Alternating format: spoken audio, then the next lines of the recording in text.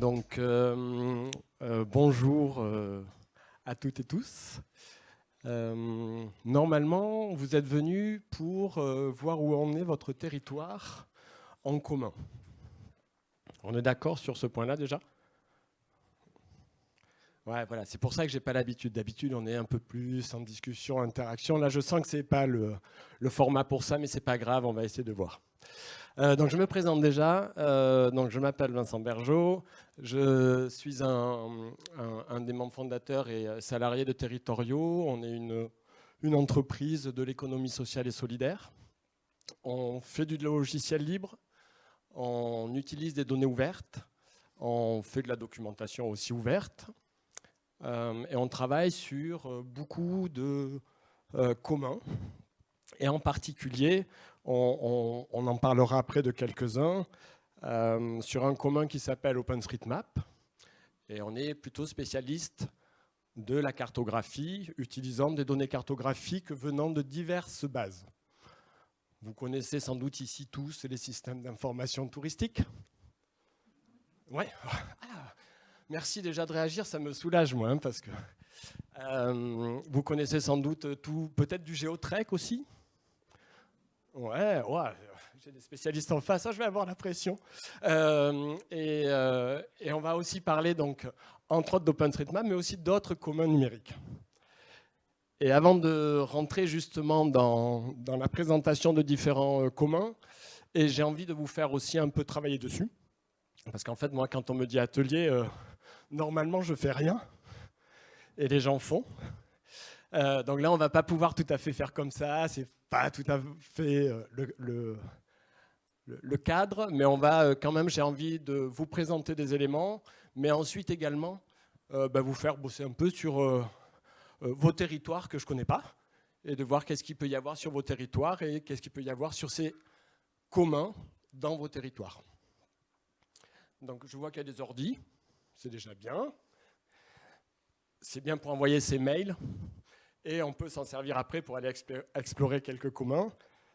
Il y a des téléphones aussi, donc d'autres ordinateurs. On se servira de tout ça par la suite pour justement essayer d'aller creuser un peu ce que vous pouvez trouver au niveau de quelques communs que je vais vous présenter sur vos territoires. S'il vous plaît, si vous avez des questions, n'hésitez pas à les poser. Moi, ça me fait du bien de me dire qu'il y a des questions, parce que justement, ça veut dire que c'est aussi potentiellement des réponses à des choses qui vous intéressent. Sinon, des fois, on se sent un peu seul à dérouler quelque chose. Donc, n'hésitez surtout pas à m'interrompre, à me poser des questions, ça me va très bien. Et si à un moment donné, je ne sais pas, normalement, je dis je ne sais pas, ou alors je dis on en parlera plus tard, ou alors voilà. Mais n'hésitez vraiment pas sur ces questions-là. Et parce que je me le suis noté, il faut que je le dise, si vous avez des questions même après l'atelier, on a un stand, numéro 11, au-dessus, n'hésitez pas à venir poser des questions qui pourraient vous venir après. Ça va jusqu'à là ? Ouais, bon. Ouais. J'ai des fans, c'est pas du jeu. Ah oui, il y a aussi une... au début, cet atelier, il était aussi... imaginé avec la MONA, avec l'organisation des rencontres, dans le cadre d'un parcours de formation professionnelle qui était proposé à des personnes d'office de tourisme autour de la question des communs. Avec, mi-septembre, un premier temps autour des communs. Qu'est-ce que c'est ? De quoi on parle ? Hier après-midi, un temps plutôt où on mettait les mains dans le cambouis de plusieurs communs avec les différents stagiaires. Les 2 jours de rencontres professionnelles e-tourisme, où c'était l'occasion d'aller aussi revoir, interroger sur les différents lieux, et puis du débriefing plus tard autour de ces questions-là. On n'a pas eu assez d'inscrits, donc on ne l'a pas fait.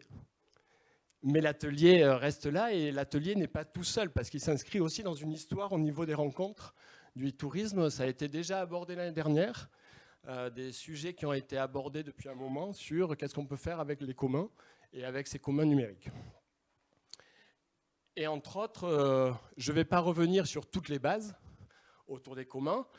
Vous avez la possibilité d'aller voir les enregistrements qui ont été faits l'année dernière, par exemple, avec Stéphane Brancard et Jean-Baptiste Soubenier, qui l'année dernière posaient les bases de ce que sont les communs, et en particulier de ce que sont les communs numériques. C'est souvent assez mal connu, les communs, et pourtant, il y a une longue histoire. Hein, ça ne date pas d'hier, ni d'il y a 20 ans. Les communs, c'est aussi comment on gère le bois, aussi comment on gère des ressources en commun avec une communauté, et comment on établit les règles pour la préservation de ce commun. Donc ça, on est plutôt dans voilà, cette histoire qui a quelques centaines d'années. Mais on a expulsé beaucoup de choses de notre imaginaire autour des communs. En particulier, faire commun par rapport à des outils propriétaires, des fois c'est un peu compliqué de lier tout ça et de savoir et de faire la part des choses entre les deux. Donc si vous avez envie d'aller voir, normalement, toute la ressource aussi de ces différentes rencontres e-tourisme est documentée, enregistrée, et pour aller voir un peu plus loin. Donc c'est un commun, c'est plusieurs choses. Donc des ressources, on l'a évoqué, je l'ai évoqué à travers le bois, à travers un élevage de poissons, ainsi de suite. C'est une communauté de gens intéressés par cette ressource et qui vont la gérer, qui vont gérer avec des règles et une gouvernance qui va s'établir entre ces personnes. Aujourd'hui, ça c'est les communs classiques, on va dire, tels que c'est pensé. Quand on parle des communs numériques, on rentre dans, en particulier, le fait que la ressource, par exemple, est partageable très facilement. Un commun numérique, une donnée numérique, une image, une photo numérique, je vous la donne, je peux toujours m'en servir. Elle existe toujours. On peut s'en servir et être nombreux à s'en servir. Un poisson, si je le mange, vous ne pouvez pas le manger. Donc il y a vraiment une grande différence entre les communs tels qu'on en parle depuis quelques centaines d'années, avec les communs numériques, avec en particulier le fait que cette ressource peut être partagée, multipliée, échangée, ainsi de suite. Et les communs numériques dont je vais vous parler, c'est aussi dans un contexte, et là c'est les trois transparents que j'ai montrés, c'est les trois transparents que Jean-Baptiste Soubenier et Stéphane Brancard présentaient l'année dernière pour conclure leur présentation, et entre autres sur comment aussi réfléchir au niveau des territoires, sur la position des offices de tourisme, au niveau de leur écosystème local, de partenariat avec les collectivités territoriales, ainsi de suite, et comment les communs peuvent amener aussi des éléments pour travailler sur ça. Sachant qu'on est souvent avec du financement public et avec toute la situation économique dont il est question depuis pas mal de temps, et en particulier depuis ce matin où la question de l'argent public s'interroge de plus en plus. Et donc comment on fait aussi pour le mettre en commun et pour essayer d'avancer quand même pour avoir des données, des images, ainsi de suite, de qualité. Est-ce que c'est bon? Ouais. Est-ce que vous avez des questions déjà? Alors, on m'a dit, s'il y a des questions, histoire de bien faire peur et que personne n'en pose, vous avez un micro. Mais je peux aussi répéter la question s'il y a une question. C'est bon pour l'instant? Donc ça, c'était toutes les bases autour des communs, déjà présentées. Je ne creuse pas plus que ça, et je vais vous en présenter maintenant 3 en particulier. Et je vais déjà commencer par vous demander une toute petite participation qui va consister à potentiellement lever la main ou pas, à savoir, est-ce que, si je prends le premier, si je parle d'OpenStreetMap, qui connaît OpenStreetMap?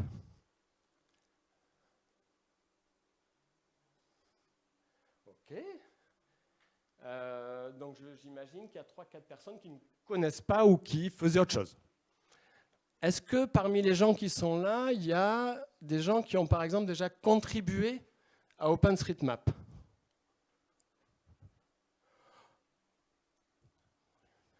Ok.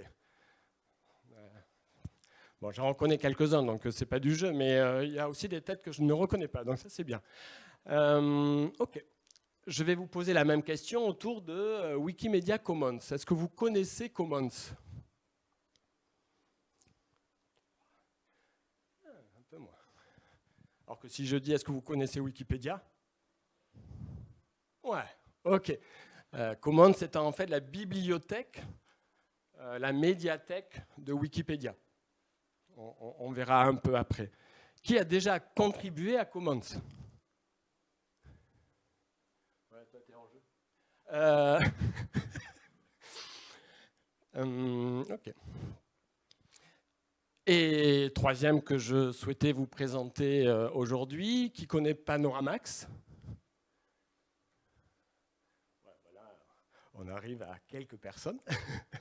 Et qui a donc déjà contribué à Panoramax? Pas du jeu, il bossait chez nous l'année dernière. Donc voilà. Et d'ailleurs, on ira voir sans doute des choses que tu as faites. En fait, on va reprendre un peu ces trois communs. Je vais vous en parler assez rapidement. Vous aurez compris que je peux néanmoins en parler pendant des heures. Donc quand je dis assez rapidement, c'est surtout à moi que je le dis. Histoire de vous donner un peu de contexte. Et puis après, on prendra un second temps où je vous proposerai d'aller visiter ces trois communs sur vos territoires et de voir qu'est-ce que vous y trouvez. Et puis de discuter plutôt après avec vous sur les questions que ça peut effectivement générer chez vous. OpenStreetMap. Alors ça, je le dis souvent. Street et map, c'est pas vrai dans OpenStreetMap, dans le sens où c'est pas une carte des rues, mais c'est bien une base de données cartographique. On voit souvent des fonds de cartes avec l'attribution OpenStreetMap. C'est des cartes qui sont faites effectivement à partir de données OpenStreetMap, mais la base de données, le projet OpenStreetMap porte bien sur la base de données cartographique. Vous connaissez les SIT, je n'ai pas besoin de vous expliquer du coup ce qu'est une base de données. Mais OpenStreetMap est bien une base de données cartographique dont on peut faire entre autres des cartes, mais dont on peut faire aussi des calculateurs d'itinéraires à vélo par exemple, dont on peut faire du rendu en 3 dimensions, de la cartographie d'intérieur, tout un tas de manières diverses d'afficher ces données ou de les utiliser. À l'international, on s'en sert pour faire un peu pour une observation, par exemple, de territoire sur quelle quantité d'écoles, quelle quantité de services publics. C'est des projets internationaux, donc on est vraiment sur des choses qui peuvent servir partout.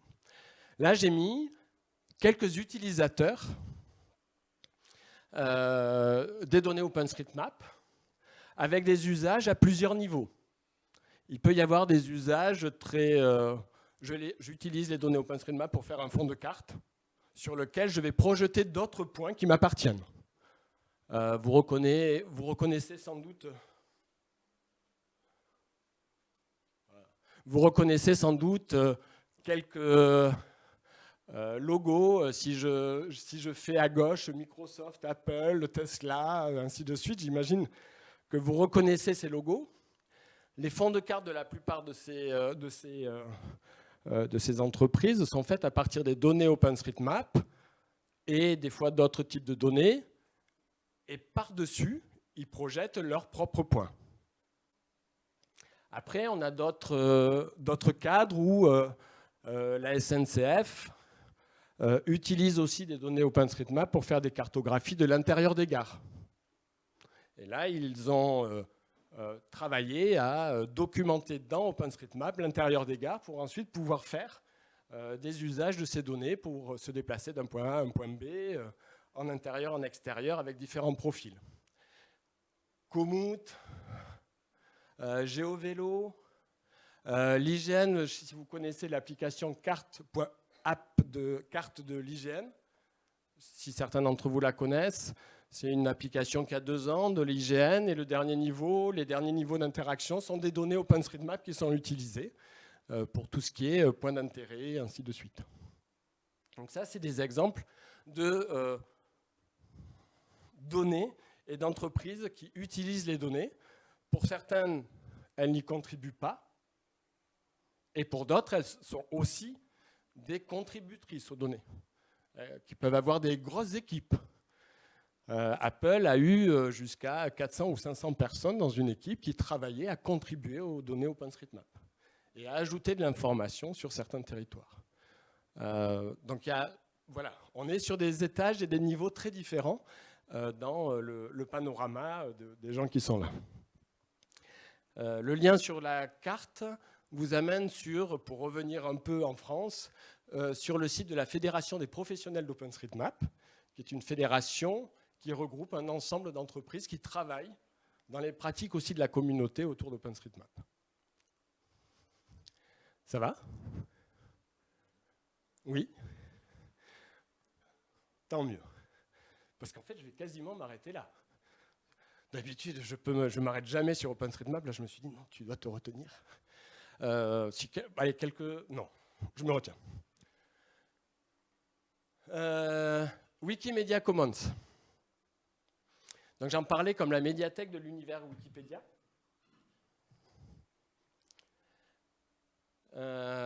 Et en tant que médiathèque de l'univers Wikipédia, en fait, on la retrouve à plein d'endroits.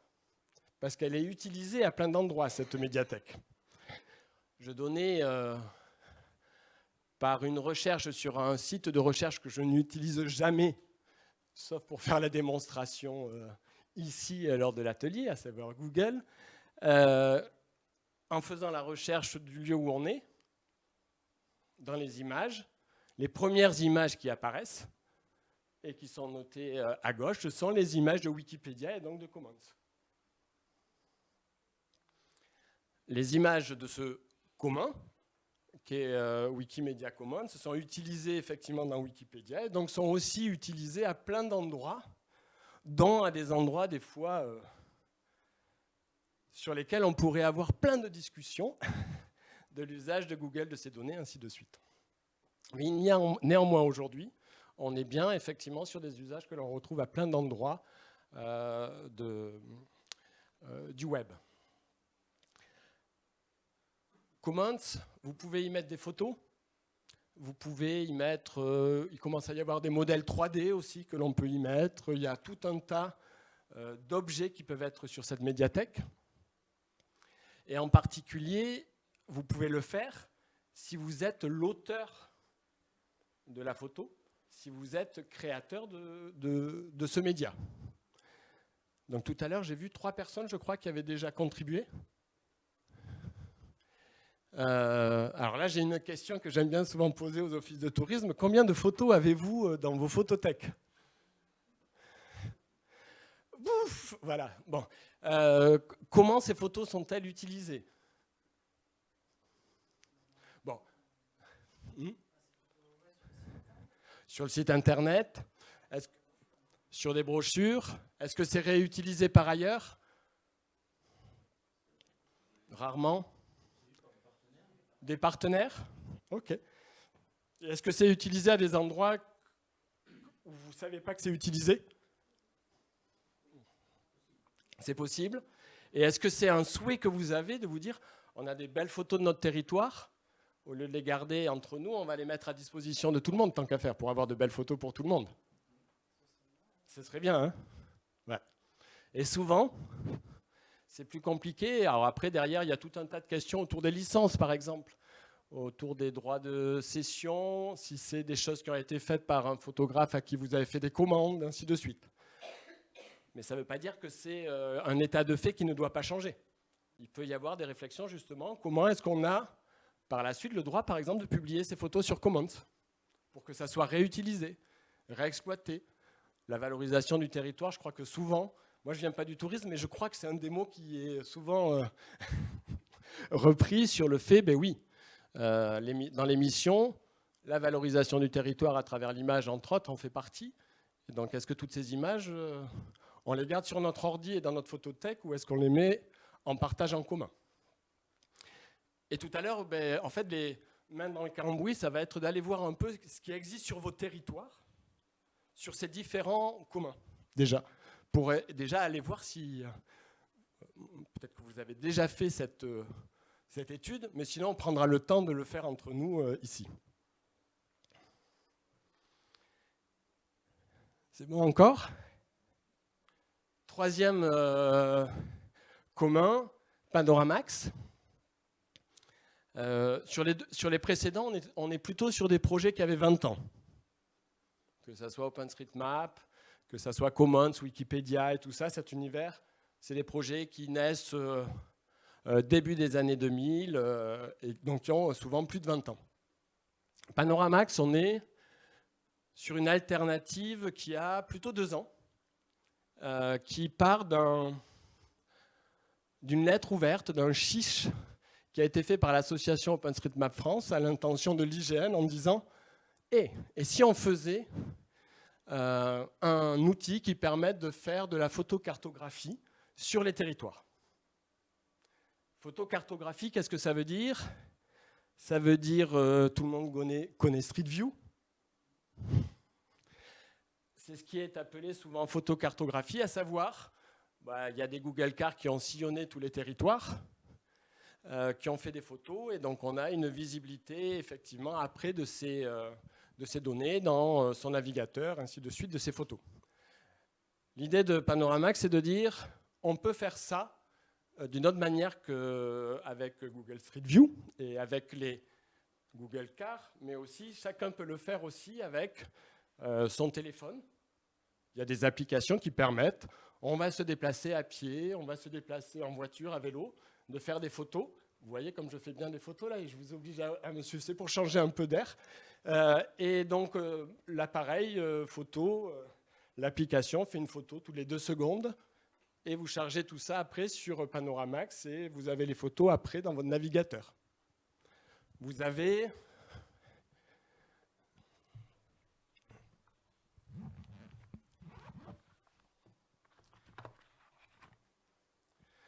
des petites caméras comme ça, GoPro Max, ça fait de la photo 360, ça se pose sur une voiture, sur un vélo, en marchant, ainsi de suite, pareil, géolocalisé, on se promène, toutes les 2 secondes, 1 seconde, 5 secondes, selon le mode de déplacement, ça fait des photos, on a des photos 360.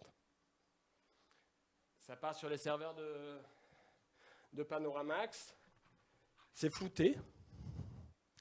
Les visages sont floutés, les plaques d'immatriculation sont floutées, toutes les données sont effectivement publiables. Et vous pouvez aujourd'hui les envoyer sur 6 endroits différents. Il y a plein de serveurs, donc il y a ceux de l'IGN, on en parlait tout à l'heure. L'IGN a son panoramax.ign.fr. OpenStreetMap France a un serveur, panoramax.openstreetmap.fr. Et puis là, il y a à Taïwan un serveur qui s'est mis en place. Il y a en Belgique des serveurs qui se sont mis en place. Tous ces serveurs font la même chose. Ils récupèrent les photos, c'est anonymisé. Et ensuite, c'est pensé pour qu'il y ait aussi un endroit où on puisse regarder toutes les photos. Mais ça permet de ne pas avoir toutes les photos au même endroit. Elles sont réparties à plein d'endroits différents, donc ça allège la charge aussi beaucoup sur les différents serveurs, mais par contre, on peut les regarder toutes à un endroit. Et on va aller voir ça après. Ça va ? Aujourd'hui, c'est quelques millions de, je ne sais plus à combien on est, de centaines de milliers, millions, je ne sais plus, de photos, avec de grosses collectivités qui se sont embarquées en France sur le fait de verser l'ensemble des photos sur Panoramax, que ça soit la plus proche d'ici, par exemple, c'est la communauté de communes de Lac, Orthès, qui a fait une demande, une presta avec une entreprise de photocartographie du territoire en 360, et tout est sur Panoramax. Mais donc là, l'entreprise a tout reversé parce que la demande était, dès le début, pensée comme telle. Et donc ça marche. Ouais,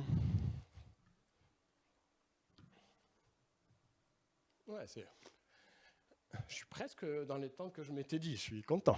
Je vais vous montrer du coup là très rapidement les 3 sites. Vous avez les adresses là, je vais vous les montrer rapidement. Et puis dans un deuxième temps, je vous propose, soit seul, soit par 2, 3, de vous regrouper et d'aller voir sur vos territoires qu'est-ce qu'il y a effectivement autour de ces 3 communs. On prendra le temps et puis après d'en discuter, d'échanger sur ces questions-là. Alors comment je vais faire avec les deux? Je vais y arriver. Allez.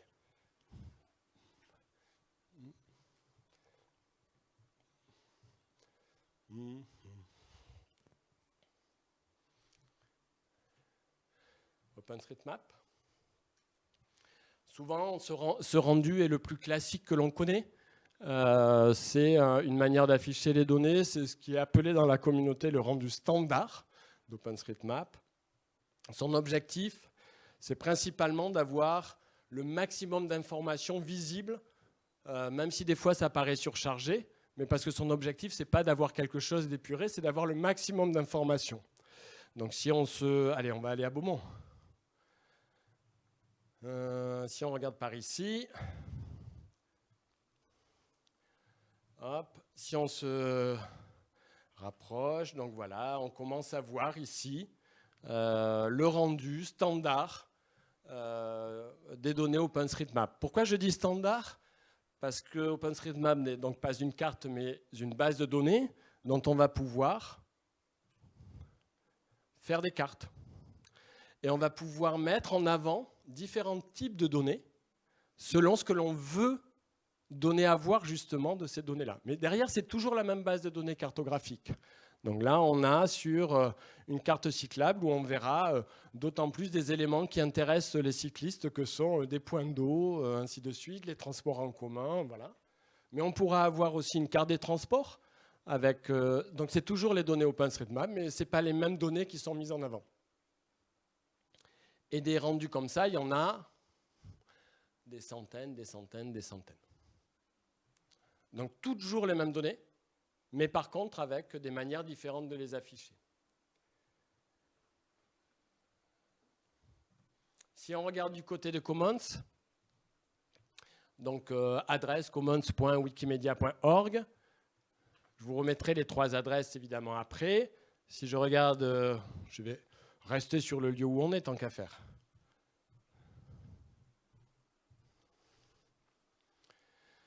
Voilà, donc là je tape Palais Beaumont et j'ai un ensemble de photos sur Commons avec effectivement des types de photos très diverses qui vont de médias qui viennent de cartes postales anciennes à des photos plus récentes du palais et de ce que l'on peut...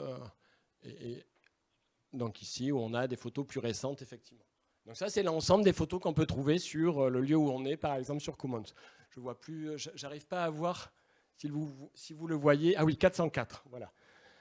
C'est pas une erreur, c'est le nombre de photos qui répondent à Palais Beaumont. Et le dernier point, et dernier commun évoqué, donc panoramax.fr, vous pouvez voir toutes les photos.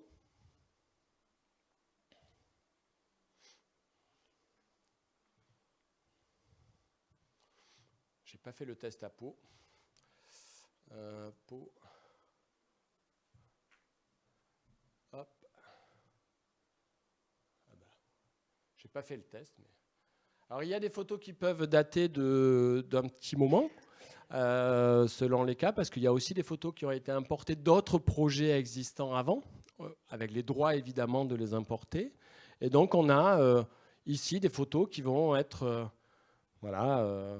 Vous avez, alors là, c'est la photo qui est faite avec sans doute un appareil photo. On pourrait savoir et on pourrait aller voir ici qui a fait la photo, quelle était. C'était avec un Motorola Phone. On a tout un tas d'informations évidemment sur comment a été faite la photo. Et pour vous montrer un résultat, par exemple, avec des photos, hop, je vous parlais tout à l'heure de Lac Odyssée. Donc si on se déplace un petit peu plus par ici, hop, j'ai fait n'importe quoi avec mes doigts. Je suis où? Je reprends, hop, si, c'est bon. Hop. Donc vous voyez, on a des photos qui ont été faites en février. On va prendre un filtre avec seulement les photos. Oh là là, mes doigts rendus. Type de caméra. Hop, et je veux vous montrer. C'est pour ça qu'après, c'est vous qui allez le faire. Non. C'est le vert. Merci Rémi. Voilà. Et donc là, 14 janvier 2025. Donc là, vous voyez, GoPro Max, c'est la caméra que je vous ai montrée là. Et donc là où on a effectivement des photos qui sont faites en 360 avec, si vous regardez, chaque point là est une photo.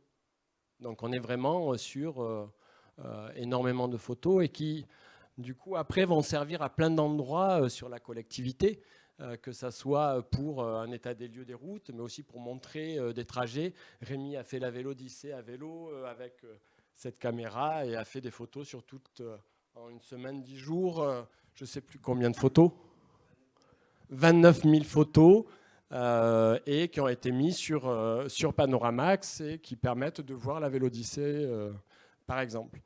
Et ça, c'était il y a 1 an et demi. Et donc, si maintenant, ça pourrait être refait, ainsi de suite. Donc ça, c'est troisième commun. Ce que je vous propose là, maintenant, c'est de aller... voilà, on prend une dizaine de minutes, un quart d'heure, je ne sais pas, en fonction. Mais déjà, allez regarder. Si vous n'avez pas d'ordinateur ou de téléphone connecté, vous regardez quelqu'un autour de vous qui en a un. Vous vous rapprochez. Si vous osez aller parler à votre voisin, nous on fait le pari que travailler sur les communs, ça facilite la collaboration. Donc c'est voilà, vous pouvez le faire sur votre téléphone, sur votre ordi, ou vous pouvez le faire à deux pour regarder et de commencer à aller voir effectivement les données OpenStreetMap et les cartes OpenStreetMap de votre territoire. Si vous êtes un office de tourisme, est-ce que c'est renseigné? Si vous êtes un prestataire avec un lieu d'accueil, est-ce que c'est renseigné? Est-ce que, ainsi de suite. Puis après, peut-être d'aller voir sur Commons, est-ce que votre petit village de cœur a des photos? Et est-ce qu'elles ont une qualité qui est suffisante selon vous avec votre regard? Ou est-ce que peut-être, si un jour vous faites des photos plus belles, peut-être qu'elles pourraient être chargées sur Commons? Et puis sur Panoramax, est-ce qu'il y a effectivement des photos aussi sur le territoire qui vous concernent? Est-ce que peut-être qu'une collectivité, je ne sais pas s'il y a des gens de Lac Orthez, de la Comcom de Lac Orthez? Non, mais parce que je suis quasiment sûr que beaucoup de monde ne sait pas que toutes ces photos existent du début d'année là, et qui pourtant peuvent être très pratiques et utiles effectivement à plein de personnes. Je vous remets les 3 sites et je vous laisse, et comme ça moi je me tais, je bois de l'eau, enfin ce genre de choses.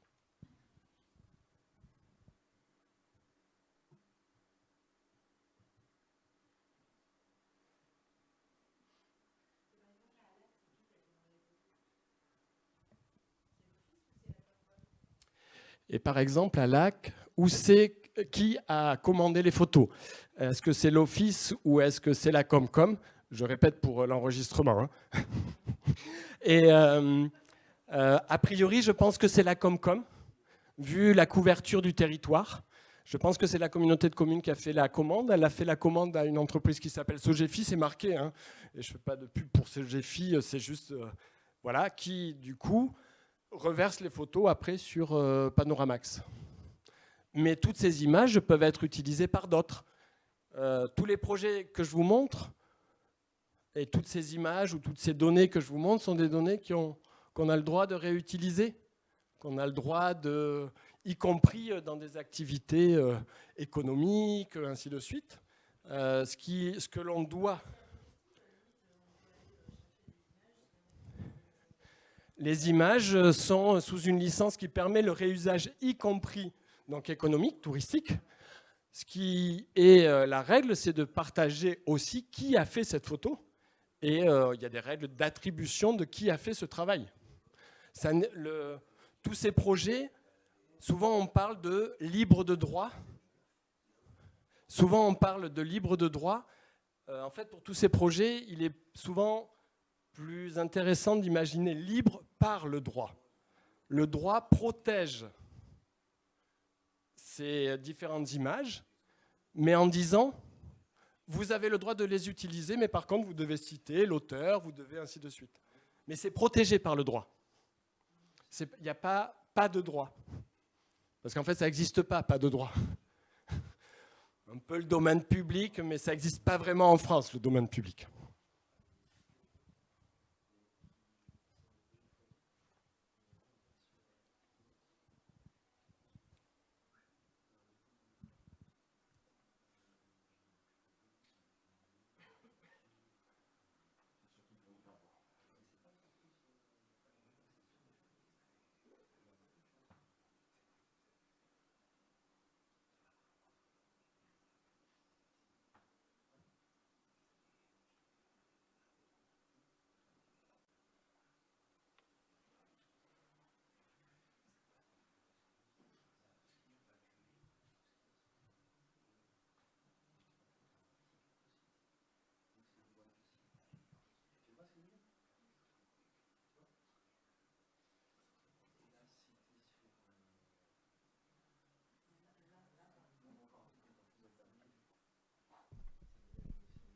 Pas pour la pression, c'est pour que ça puisse être enregistré et repris.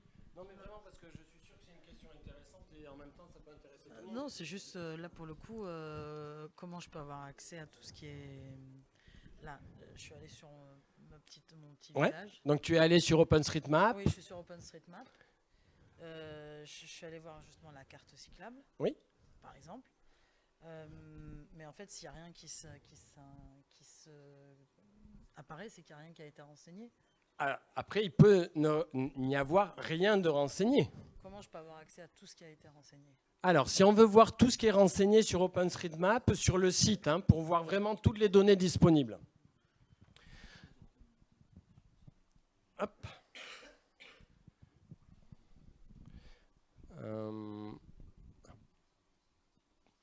Mais tout voir, c'est trop voir là. Oui. Attention, je fais exprès, mais c'est pour ça qu'on fait des rendus cartographiques. C'est parce que faire des rendus cartographiques, c'est faire des choix, parce que sinon, on a tout. Tout voir, on peut sur le côté donner à voir les données de la carte, donc toutes les données de la base OpenStreetMap. Et à ce moment-là, donc là, ouais, il va me dire que je suis... faites ça en étant en zoom un peu élevé. Et donc là, vous avez toutes les données de la carte. Donc par exemple, vous avez ici, si on regarde, si je... Hop, vous voyez, il n'y a rien de représenté, mais en même temps, il y a des données. Si je me mets sur un autre rendu, par exemple ici, standard, je cache les données, on voit qu'il y a des arbres. Donc le rendu cartographique standard dit, quand dans la base de données, il y a quelque chose qui me dit que c'est un arbre, affiche-moi un petit rond pour dire que c'est un arbre. Et puis dans le rendu, par ailleurs, transport, il considère que ce n'est pas important d'afficher les arbres sur le rendu transport, donc il ne les affiche pas. Mais la base de données les contient néanmoins. Donc c'est vraiment que des choix là. Donc pour les voir, données de carte, et là vous avez effectivement toutes les données, et vous avez par exemple, si je vous montre là, ce qui est le cas pour la plupart des autres projets, il y a un historique aussi de l'ensemble des manipulations qui ont pu être faites sur ces données, ainsi de suite. Donc là, par exemple, vous avez, si on regarde l'historique, on est à la 3e version de cet arbre qui vient, dans ce cas-là, donc c'est un arbre qui vient de l'Open Data de la communauté d'agglomération de Pau-Pyrénées de 2014, ça a été revu ensuite par une autre personne et revu par une autre personne, ainsi de suite. Donc il y a aussi tout l'historique de ces données sur les 3 projets. Là, c'est OpenStreetMap, Mais sur Commons, si la photo a été modifiée, on trouve l'historique aussi. Sur Panoramax, on peut avoir plein de photos différentes, ainsi de suite. Donc ça, cette donnée, elle y est. Est-ce que je réponds plus ou moins à ta question? Oui, en fait, il faut bien zoomer pour avoir quelque chose. Là, c'est pour voir toutes les données disponibles sur un territoire à un moment. Et encore, on ne voit pas tout. Parce que si je vous amène à Montparnasse, par exemple, la gare de Montparnasse à Paris, vu que tous les étages ont été cartographiés dans OpenStreetMap étage par étage, quand vous affichez tout, c'est un gros magma de données. Mais ces données, elles existent, elles y sont, et donc on peut en faire à partir de là des visualisations qui permettent de voir par étage les différentes données. Et là, j'ai plein de croix, là. Alors ça, c'est parce que tu as affiché note de carte. Hop. Et note de carte, c'est quoi ? Note de carte, c'est pour signaler à un moment donné une erreur, quelque chose qui ne va pas, ainsi de suite. Et il y en a plein. Dans OpenStreetMap, il n'y a aucun doute sur le fait qu'il y a des erreurs. Ceux qui vous disent que dans leur base de données, il n'y a pas d'erreur, c'est eux qui... Ils n'ont pas le droit de dire ça, c'est pas vrai. Des bases de données qui n'ont pas d'erreur, ça n'existe pas vraiment. L'idée, c'est après comment on peut les maintenir à jour, les corriger, les faire évoluer et monter en qualité. Et il y a plein d'outils. Alors après, surtout OpenStreetMap, si vous me lancez, on passe 48 heures ensemble après. Et je vous parle d'OpenStreetMap pendant 48. Mais il y a tout un tas et tout un écosystème autour d'OpenStreetMap pour contribuer, mais aussi pour utiliser. Voilà. Et là, on est directement dans notre cœur de métier là, avec la casquette pro.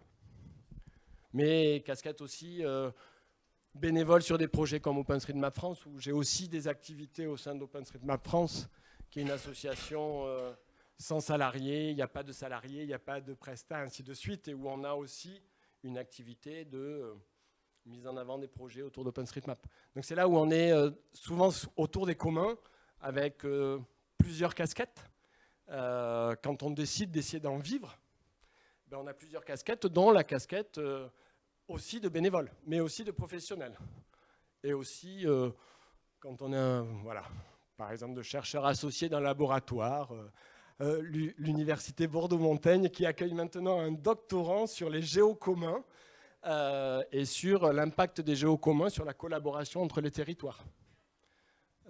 Il vient de commencer le 1er octobre cette thèse suite. Voilà.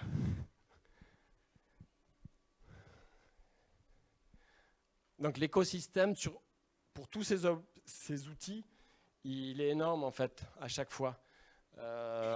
Si je prends l'exemple de Panoramax, le plus récent, il y a déjà 2 applications différentes parce qu'il y a des gens qui se sont dit « Ah super, on a une base de données où on peut faire la photo de tout ça, on a envie de développer une application ». Ils ont développé une application qui s'appelle Baba.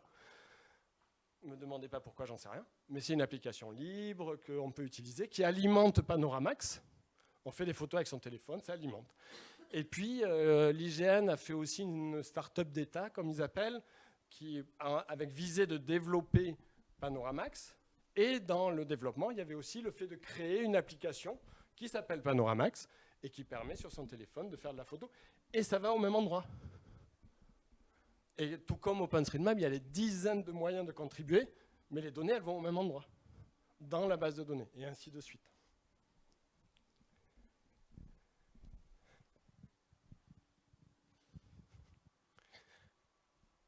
Je vois des fois des je sais pas si je comprends bien. Ouais. J'ai une bonne surprise sur Rennes parce qu'il y a beaucoup de communs patrimoniaux sur Rennes. Donc, ce que j'appelle communs patrimoniaux, c'est des fonds de musée, des images des archives du musée de Bretagne. Quand tout ça a été numérisé, je dirais à partir de 2010, quand il y a eu gros mouvement autour de l'open data dans les collectivités pour pouvoir récupérer les statistiques, des fonds de carte, du transport, etc. Parce qu'aujourd'hui c'est sur étagère avec l'État, mais à l'époque c'était la même chose, c'est-à-dire qu'il fallait expliquer ce que c'était, et c'était pas sérieux, et c'était des bisounours et compagnie, et maintenant on l'utilise tout le temps. Et tout à l'heure quand j'ai cherché Rennes sur Wikimedia Commons, il y avait 21 600 et quelques photos, et il y avait autre type de fichiers, du coup je suis allé voir ce qu'il pouvait y avoir comme autre type de fichier que les photos, et là j'ai été voir, et j'ai commencé à voir des bouquins anciens, entiers, en PDF, de très bonne qualité. Et comme on a une transparence complète sur le versement, j'ai découvert que les bibliothèques de Rennes Métropole avaient versé la numérisation de tous leurs ouvrages anciens sur Wikimedia Commons, mais ils l'ont fait. Vous savez pourquoi? Parce qu'ils voulaient faire un site il y a marqué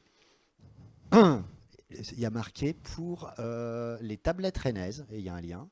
Et là, sur les tablettes rennaises, voilà, donc il a été publié, voilà, document digitalisé par les bibliothèques de Rennes Métropole, a été publié sur le site internet Les Tablettes Rennaises. Donc c'est ce bouquin-là, un bouquin sur le vieux Rennes, levieuxrennes.pdf. Et là, en fait, quand je clique sur les tablettes rennaises, je comprends, et vous allez comprendre aussi en tant qu'acteurs locaux du tourisme, que quand il y avait des gens qui se baladaient dans les écoles de Rennes et dans les EHPAD pour faire des collectes de parole autour du Rennes ancien en mettant à disposition tout le patrimoine, bah, ils ont été assez intelligents. Au lieu de faire appel à une boîte privée, ils ont demandé le versement de toutes les numérisations sur Wikimedia Commons. Ce qui c'est qu'ils n'ont pas fait d'une pierre deux coups. Ils ont fait d'une pierre entre 1 et 1 million de coups pour le futur. C'est-à-dire ça marche pour nous et ça pourra marcher pour tout le reste. Et c'est sourcé. Donc ça, c'est un exemple d'utilisation. Et on peut tout à fait imaginer, par exemple, là, avec Panoramax, je verrais très bien, et peut-être qu'en fouillant, je trouverai ça tout à l'heure, qu'il y ait les communautés, par exemple, de graffeurs qui sont sur les murs proposés par la ville, puisqu'il y a des murs qui sont proposés aujourd'hui pour fixer les artistes graffeurs, qu'ils n'aillent pas n'importe où, qu'ils fassent des super trucs avec des grandes surfaces. Je ne serais pas du tout surpris de trouver un tag, puisqu'on peut par mots-clés cliquer des trucs, qui soit graphe à Rennes, par exemple, et d'avoir une possibilité d'extraire complètement du parcours virtuel de tous les graphes lors d'un festival jusqu'à l'année suivante. Donc c'est bien pour vous dire qu'il y a un truc qui est quand même super puissant, c'est qu'il y a la couche outil qui est puissante et qui est gratuite. Il y a la couche data qui fait que si vous mettez des trucs dessus, ça marchera avec tous les autres, y compris en IT. Mais il y a aussi le fait que vous-même, vous récupérez finalement ce qui s'appelle de l'open data cartographique, que tu appelles géocommun, à juste titre. Et en gros, vous pouvez très bien décider de faire un tag, je ne sais pas moi, vélo, accessibilité handicap, botanique, etc. Sauf que derrière, tout ça, ça va pouvoir se réagréger par les autres gens intéressés par la botanique ou par le territoire. Donc j'insiste sur ce point parce que ce qui intéresse souvent les acteurs, c'est d'arriver à agréger les choses dans des projets. J'ai envie de parler de ça, etc. Quand on fait appel à quelqu'un et qu'on dédie uniquement ses contenus là-dessus, bah, tous vos droits ils sont blindés. Donc les photos que vous mettez, que vous donnez à vos prestataires, oui, sont utilisables dans certaines conditions, par certaines personnes, mais pas par la petite personne géniale qui va avoir d'un seul coup une audience de 15 000 personnes en utilisant vos photos et en arrivant où vous voulez, etc. Donc c'est juste pour dire que ce que vous connaissez en agrégation sur des réseaux sociaux, mais sans maîtrise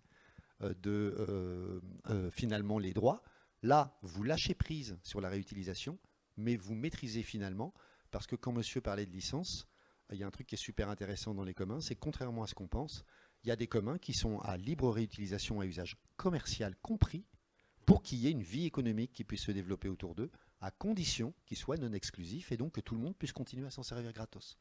Donc c'est juste pour mettre l'accent parce que moi je découvre par exemple sur mon territoire qu'il y a des actions publiques qui sont très fortes et qui ne sont pas alimentées classiquement, mais en passant par les portails que monsieur a cités. J'adore quand tu dis monsieur, je suis tout ému.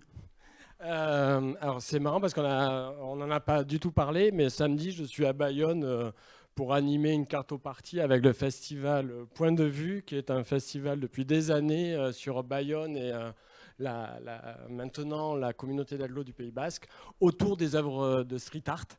Et ça fait des années en fait qu'il référence les œuvres de street art effectivement dans OpenStreetMap pour l'emplacement où ça se trouve, en associant une image, effectivement, un identifiant d'image qui permet comme ça d'avoir effectivement les œuvres de street art de Bayonne et de la CAPB archivées, disponibles et réutilisables par ceux qui veulent. Et là, on va faire une cartopartie avec les gens pour aller photographier l'état des œuvres d'art diverses et variées qui existent depuis des années et les mettre sur Panoramax.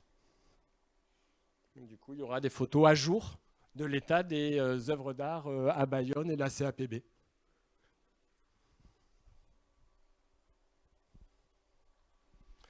Est-ce qu'il y a des questions? Des remarques? Des interrogations? Je ne sais pas quelle heure il est. On est large. 10 minutes. Ça peut être 10 minutes, mais ou à plusieurs, hein. Bonjour Yann, directeur de Combraille Auvergne Tourisme. Tu vois où c'est? Non. Ouais, normal. Mais je fais semblant.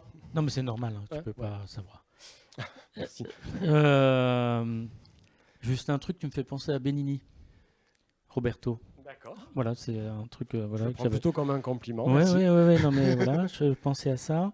Mais autre chose, nous, on a une photothèque, on a à peu près 16 000 photos. Oui.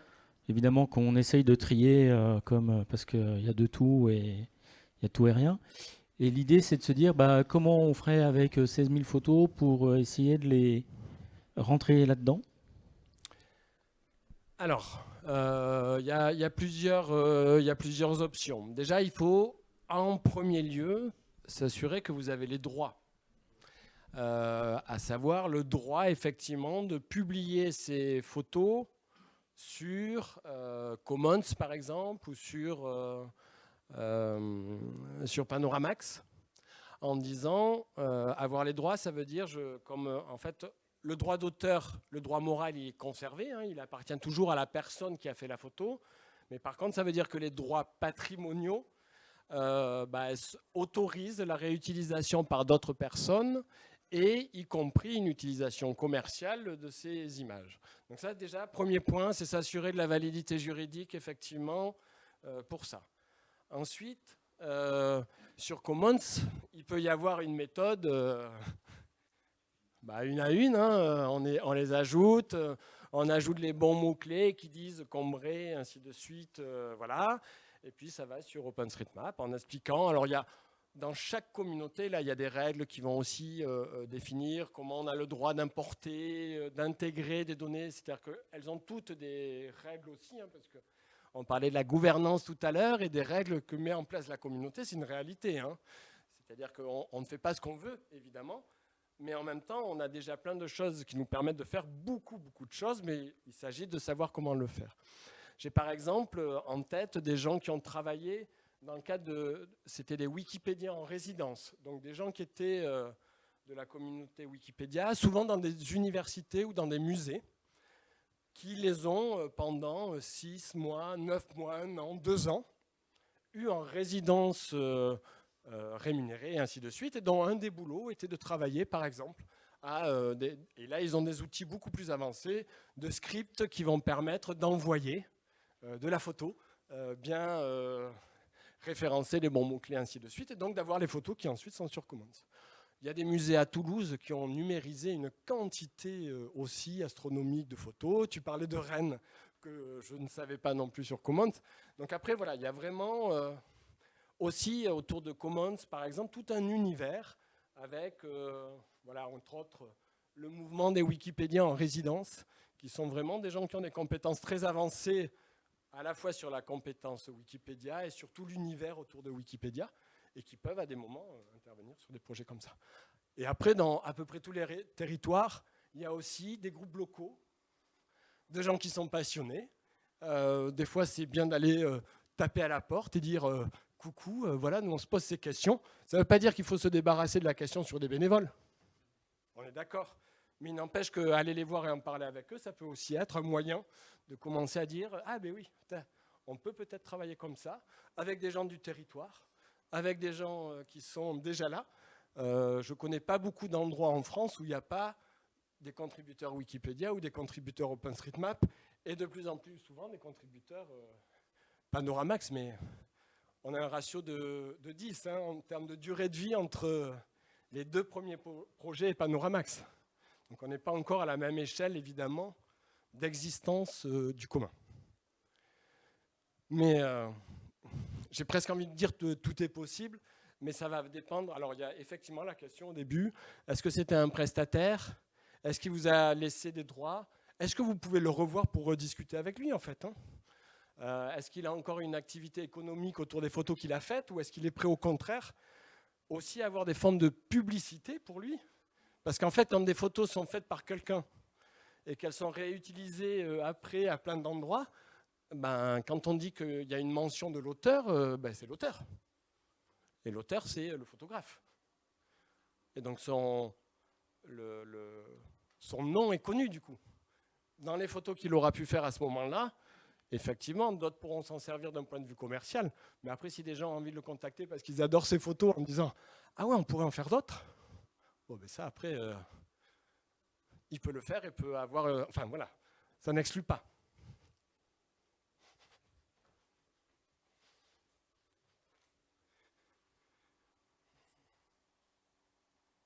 Mais ça, moi... Il n'y a plus de trucs verts ? Comme ça, voilà. Je suis peut-être complètement hors sujet en parlant de Commons. Si je veux pas, est-ce que je peux pas juste créer par exemple une page Wikipédia sur ma destination touristique en intégrant effectivement peut-être plein de photos, plein de liens. Est-ce que c'est des choses qui sont possibles? Enfin, je sais pas. La création de pages sur Wikipédia, c'est pas juste je crée une page.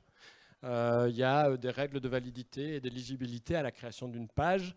Il faut qu'il y ait des sources qui justifient, par exemple, si on prend les sportifs, pour qu'un sportif ait une page Wikipédia, il faut qu'il ait, par exemple, soit des articles qui lui étaient consacrés au niveau de la presse nationale, soit la participation à une équipe nationale du sport dont il est pratiquant, pour qu'on ait... Voilà, il y a vraiment des critères d'éligibilité pour créer une page Wikipédia.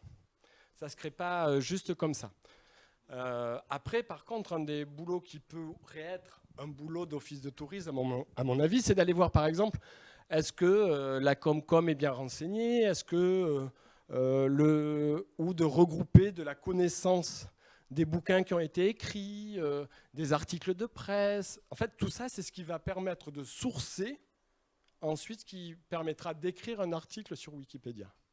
Un article Wikipédia, c'est pas j'écris ce que je sais, c'est je lis et j'ai des sources qui vont me permettre d'avoir une écriture encyclopédique sur ce que je veux décrire. Donc je ne peux pas juste faire entre guillemets, juste faire ma page d'office de tourisme et dire voilà, c'est ça, on est le plus bel office de tourisme. C'est vraiment, par contre, s'il y a des articles qui depuis, et pour chaque typologie d'article, il y a des critères d'éligibilité spécifiques. Non mais l'air de rien, si sur le Périgord vert, il y a, il y a des envies et il y a de l'écrit, il y a une existence, il y a une histoire, rien n'empêche à un moment donné, vraisemblablement, mais il faut aller vérifier. Je ne connais pas tous les critères d'éligibilité chez Wikipédia, tout comme... Oui. Est-ce que si j'arrive à faire cette page, par exemple le Périgord vert, qui a forte chance qu'il y ait peut-être un truc dessus, je ne sais pas, d'arriver à implémenter justement plein de photos, à rajouter plein de photos sur Commons, est-ce qu'on peut les relier à cette page? Est-ce qu'on peut les relier à notre site internet? Est-ce qu'on peut créer des liens? Quand effectivement il y a des photos par exemple de Commons qui sont utilisées sur une page Wikipédia, on sait que cette photo est utilisée, on la voit apparaître sur la page Wikipédia. Il y a tout un tas, on est vraiment aussi dans tout l'internet des données liées entre elles. Voilà. Et donc il y a énormément déjà de liens. Faire remonter peut-être un lien vers un OpenStreetMap sur des, les cartes sur Wikipédia, vous verrez des cartes, les données utilisées pour faire les cartes sur Wikipédia sont les données OpenStreetMap, à chaque fois qu'il y en a. De fait, parce que du coup, le lien, dans OpenStreetMap, on peut mettre des attributs, du vocabulaire qui disent « Ah, tel objet est lié à telle page Wikipédia ». Ou à telle photo. Tout ça, c'est des choses qu'on peut faire, effectivement. Parce que ça peut créer des liens. J'imagine, je me suis dit, valorisation du territoire, gna gna gna gna. On a des sites internet, référencement naturel. On sait qu'il y a des backlinks, les choses comme ça, ce qui sont super importantes. Je me dis, est-ce que justement, ce serait un moyen de faire des liens, vraiment, des liens de renvoi à du OpenStreetMap, vers nos sites internet, vers des sites. Enfin, voilà, alors, ça ne va pas être tant du renvoi sur vos sites, sans doute que effectivement du renvoi sur le fait que, par exemple, vous avez une photo qui provient de Commons. Ça veut dire qu'il y a, par exemple, souvent l'attribution. Et si vous cliquez sur l'attribution, vous arrivez sur Commons. Et donc, c'est là où il y a effectivement de la circulation qui peut se faire entre les sites. Après, il faut voir plus précisément les liens qui vont pouvoir se créer. Mais l'idée est bien d'avoir aussi justement une donnée utilisable, réutilisable. Juste une alternative. J'ai montré les tablettes rennaises. Ça répond un peu à votre question parce que les photos ont été mises sur Commons pour faire un site internet sur Rennes au niveau historique avec 8000 items patrimoniaux. Donc c'est possible et en plus ça arrose Commons et en plus Commons peut arroser n'importe quel autre support pour d'autres projets, y compris d'autres gens, mais c'est toujours les belles photos que vous avez prises sont toujours datées, sont toujours sourcées. Et on a vu que moi j'ai découvert sur Commons tout à l'heure que j'arrivais sur ce site. Donc j'ai bien eu un backlink. Par contre, je montrais à mon voisin un projet. Alors, il est moins cadré que Wikipédia, pardon, ou que OpenStreetMap, mais c'est que Wikipédia, derrière, il y a un outil en logiciel libre qui s'appelle Wikimedia, qui est gratuit, et qui permet de faire un wiki, comme Wikipédia. Ça veut dire que là, je peux en créer un, MediaWiki. Et en fait, on a une assoce, nous, d'Internet citoyen à Rennes, assez historique, hein, qui s'appelle Bug, et qui a proposé à la collectivité. D'abord, ils l'ont fait tout seul. Et puis ensuite, la collectivité, plein d'associations ont fait des projets avec, ça s'appelle WikiRennes. Ça veut dire que ce n'est pas Wikipédia parce que c'est Rennes vécu par les Rennais. Donc ça veut dire que s'il y a des Rennais qui ont envie de parler de l'histoire du stade de foot pendant les années 50, quand ils y allaient en vélo, eh ben, il y a alors 150 pages dessus parce qu'ils ont décidé de l'alimenter, de faire de la collecte de mémoire. Et là, ils disent ce qu'ils veulent. Mais il y a à peu près la moitié des images qui sont posées directement dessus, d'accord, et des textes. Et il y a à peu près la moitié des images qui sont d'abord posées sur Commons et qui sont réutilisées dedans et qui, elles, peuvent partir ailleurs. Par contre, la manière dont le contenu est publié, il est gouverné par l'association de Rennes et les Rennais. C'est-à-dire que là, il n'y a pas de validation à la Wikipédia. Il y a l'outil, d'accord, qui dit c'est validé ou pas par un modérateur. Mais on peut décider de créer des rubriques. Moi, je l'ai fait pour des projets, par exemple. On a créé des rubriques pour des projets locaux. On a créé une rubrique matrimoine sur l'histoire des noms de rues, qui étaient des noms de femmes, et non pas qui elles étaient à l'époque, mais pourquoi on a donné leur nom à ce moment-là. Parce que sociologiquement, il y a des femmes qu'on a mis en retrait et d'autres qu'on a bien voulu montrer à des moments de changement historiques. Et c'est un truc qui montre aussi la puissance du commun. C'est-à-dire que là, on permet à une instit, à une boîte, d'extraire les contenus, de les utiliser. Mais par contre, on n'a pas les mêmes contraintes qu'une encyclopédie comme Wikipédia, qui a aujourd'hui évalué à encore mieux que l'universaliste. Donc c'est vous dire à quel point on ne peut pas raconter n'importe quoi sur Wikipédia, mais on peut monter un wiki local. Et il y en a, des wikis locaux. Dans quelle mesure le wiki local peut être sourcé? Enfin, je veux dire, l'idée, c'est d'avoir quand même une information fiable. fiable. Oui, D'où le sourcing, mais parce que c'est l'association qui va gérer, juste, c'est votre association qui gère un peu ce qui se met dessus. Voilà. Et il peut y avoir de toute façon des typologies de projets, de communs, ainsi de suite, avec des échelles très diverses. Moi, je suis rentré effectivement là par 3 communs plutôt internationaux, communs numériques, qui couvrent partout, ainsi de suite. Mais ces logiques de réflexion, elles peuvent se mettre en œuvre à des échelles diverses. Hein. Il n'y a pas de difficulté avec ça. Là, l'idée, c'était d'avoir aussi en tête, c'était quoi nos territoires, votre territoire en commun. C'était aussi qu'est-ce qu'il y a comme données déjà que vous ne soupçonnez peut-être pas, d'une part, sur vos territoires, et peut-être aussi dans des positions un peu d'animation de territoire, dans des positions de lien entre les collectivités, ainsi de suite. Comment est-ce que vous pourriez peut-être aussi travailler sur améliorer ces données, travailler sur ce type de données et y travailler avec d'autres aussi. Hein. C'est pour ça que j'évoquais tout à l'heure les groupes locaux, se rapprocher, par exemple l'envie de travailler sur la page du Périgord vert si on reprend. S'il y a des gens qui contribuent à Wikipédia sur le territoire, de les regrouper avec de la documentation qu'ils peuvent avoir à disposition pour aussi travailler avec eux, pourquoi pas ? Voilà. Après, il y a aussi des dynamiques à trouver sur les territoires avec les gens qui sont sur le territoire.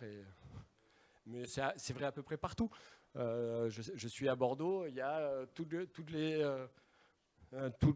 une fois par mois, il y a un groupe qui se retrouve à la bibliothèque de Mériadec à Bordeaux et bosse pendant 3 heures.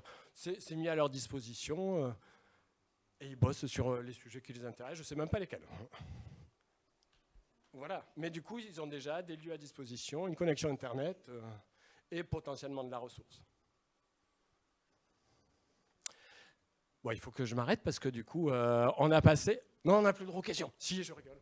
Mais moi, en fait, je suis encore au salon jusqu'à demain, 17h. ou 16 heures, je ne sais plus. C'est une question très rapide qui vient peut-être du fait que on n'a pas beaucoup utilisé ce type de support, mais tout à l'heure vous avez montré une bibliothèque d'images par exemple sur Wikimedia Commons. Oui. On peut en ajouter donc en tant que contributeur, mais est-ce qu'il est aussi possible pour nous éventuellement de signaler des photos qu'on aimerait remplacer par d'autres si ce sont des doublons très similaires pour un peu faire le ménage et peut-être augmenter la qualité de la bibliothèque? Alors, quand on en arrive là, on est plutôt sur un problème de luxe, effectivement. Okay. Non, mais en fait, super quand on a trop de photos, en fait, hein, quasiment. Après, effectivement, s'il y a des photos, il faut des fois faire attention parce que des photos proches peuvent avoir été utilisées dans des contextes différents et donc la remplacer, la changer, la sortir, ça peut aussi avoir des impacts à d'autres endroits. Donc après, il y a des moyens aussi de dire, bon ben non, il n'y a pas toutes les photos, mais par contre, j'ai celles qui m'intéressent, ainsi de suite.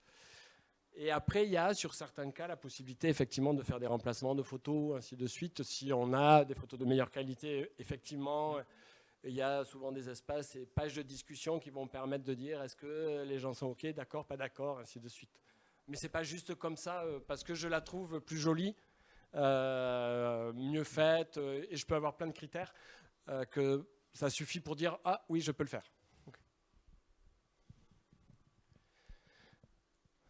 Bon, voilà, si vous avez envie de discuter encore de Commons, n'hésitez pas à passer, voilà, y compris sur le salon au stand numéro 11 pour continuer à discuter ou à dire il y a des trucs qu'on a compris, pas compris ou des questions qui restent. C'est avec plaisir dans tous les cas. Encore merci.